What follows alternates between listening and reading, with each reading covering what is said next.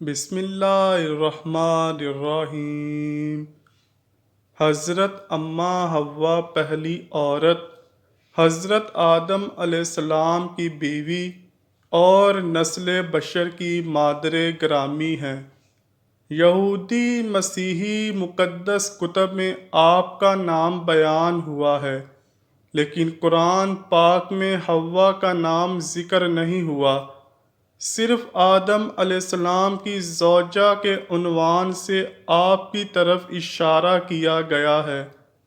مسلمانوں کی تفسیری، تاریخی، روائی کتابوں میں حضرت حوا کا نام ذکر ہوا ہے۔ آپ کے بارے میں مختلف کہانیاں بیان ہوئی ہیں، جیسے کہ آپ کی خلقت کے بارے میں، حضرت آدم علیہ السلام اور حضرت حوا کا منع کیے گئے پھل کو کھانا، آپ کا زمین پر اتارا جانا، زمین پر بھیجنے کے بعد آپ کی زندگی، آپ کی قبر کے بارے میں بھی اختلاف پایا جاتا ہے۔ زیادہ تر روایات ہیں کہ سعودی شہر جدہ میں واقع قبر حضرت حوا سلام اللہ علیہا کی ہی ہے۔ قدیم تر روایت میں خدا نے حضرت آدم علیہ السلام کی خلقت کے بعد خشکی میں رہنے والے حیوان اور پرندوں کو مٹی سے خلق کیا، اور حضرت آدم علیہ السلام نے ہر ایک کے لیے نام چنا، لیکن انہیں ان میں سے اپنے لیے کوئی مناسب دوست نہ ملا۔ اسی لیے اللہ پاک نے حضرت آدم علیہ السلام کو ایک لمبی نیند سلا دیا اور ان کی ایک پسلی کو منتخب کیا اور اسی سے عورت کی تخلیق کی۔ پھر اس عورت کو حضرت آدم علیہ السلام کے لیے پیش کیا۔ حضرت آدم اور آپ کی زوجہ دونوں شرم کا احساس کیے بغیر جنت میں بغیر کپڑوں کے تھے۔ ابلیس نے عورت کو فریب دیا اور جس درخت کے پھل سے اللہ پاک نے آدم اور ان کی زوجہ کو منع کیا تھا، اسے کھانے کی تشویق کی۔ حضرت حوا سلام اللہ علیہا نے اس پھل کو کھایا اور حضرت آدم علیہ السلام کو بھی کھلایا، جس کے نتیجے میں دونوں کی آنکھیں کھلی اور انہیں سمجھ آئی کہ ان کے جسم پر کپڑے نہیں، کیونکہ خدا پاک نے حضرت آدم علیہ السلام سے پوچھ گچھ کی تو حضرت آدم علیہ السلام نے اپنی زوجہ سے پوچھا تو انہوں نے شیطان کو محتم کیا۔ اسی لیے اللہ پاک نے حضرت آدم اور ان کی زوجہ کو سزا دی جس کے جرم کے وہ مرتکب ہوئے تھے۔ پھر عورت سے کہا گیا، تمہارے حمل کے درد کو بہت زیادہ کروں گا، درد کے ساتھ بچہ پیدا کرو گی اور شوہر کی مشتاق رہو گی، وہ تم پر حکمرانی کرے گا۔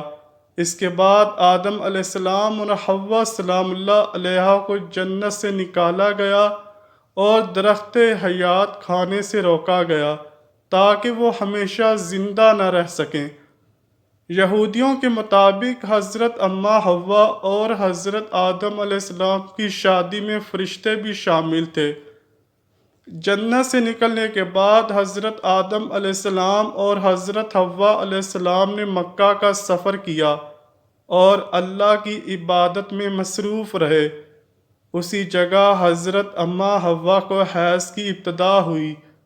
روایات میں ہے کہ 10 قسم کی سزائیں حضرت حوا اور ان کی بیٹیوں کو تجویز ہوئی، جن میں حیض آنا، حمل اور وضع حمل کی تکالیف شامل تھی۔ اس کے بعد یہ کہا گیا کہ جب تک تمہارا خاوند راضی ہوگا تم جنت میں جاؤ گی۔ کہا جاتا ہے کہ جنت میں بس 2 ایسے انسان ہوں گے جن کی ناف نہیں ہوگی، وہ حضرت آدم علیہ السلام اور حضرت اماں حوا سلام اللہ علیہا ہوں گی، کیونکہ یہ دونوں ماں سے پیدا نہیں کیے گئے۔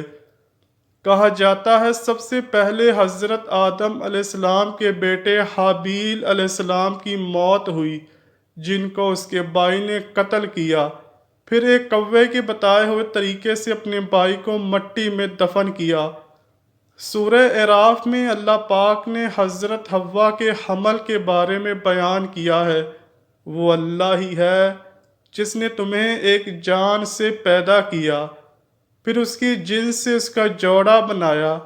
اللہ تعالیٰ نے دنیا میں پیدا ہونے والی ہر چیز کا جوڑا پیدا فرمایا تاکہ وہ اپنے جوڑے کے پاس جا کر سکون حاصل کر سکے۔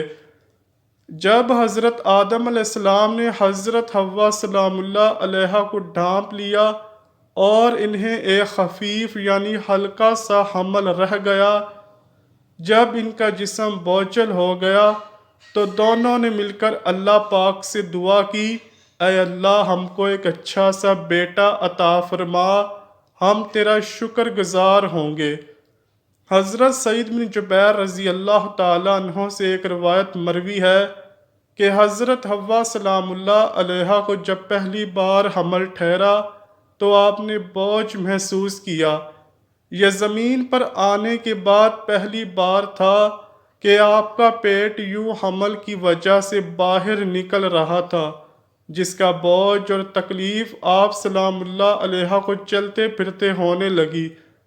ایک رات حضرت حوا سونے لگیں تو ابلیس لبادہ بشریت میں حاضر ہوا۔ اس نے بی بی سے کہا، تمہارے پیٹ میں کیا ہے؟ حضرت اماں حوا نے کہا، مجھے کیا علم کہ میرے پیٹ میں کیا ہے؟ ابلیس نے پھر پوچھا، یہ کہاں سے نکلے گا؟ ناک سے، کان سے، منہ سے، یا پھر تمہارا پیٹ پھاڑ کے نکلے گا؟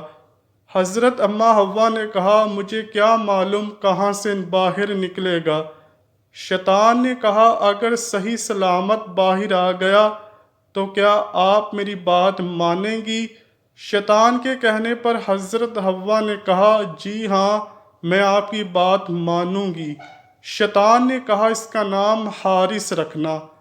اس کی وجہ یہ بیان کی جاتی ہے کہ حارث ابلیس لعین کا نام تھا، یعنی وہ حضرت آدم علیہ السلام کی پہلی اولاد کو اپنے نام کے ساتھ جوڑنا چاہتا تھا۔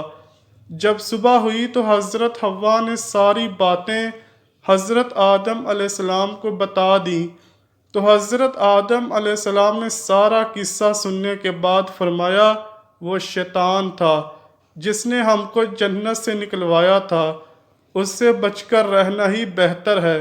شیطان ایک بار پھر حضرت حوا کے پاس آیا اور تاکید کی کہ بچے کا نام حارث رکھنا۔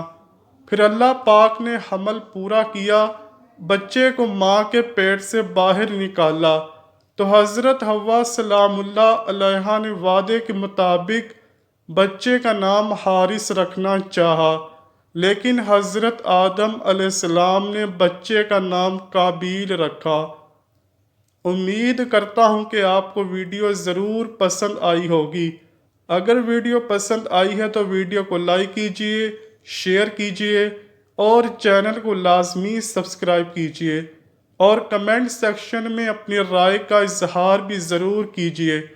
ملتے ہیں اگلی ویڈیو میں، تب تک کے لیے اللہ حافظ۔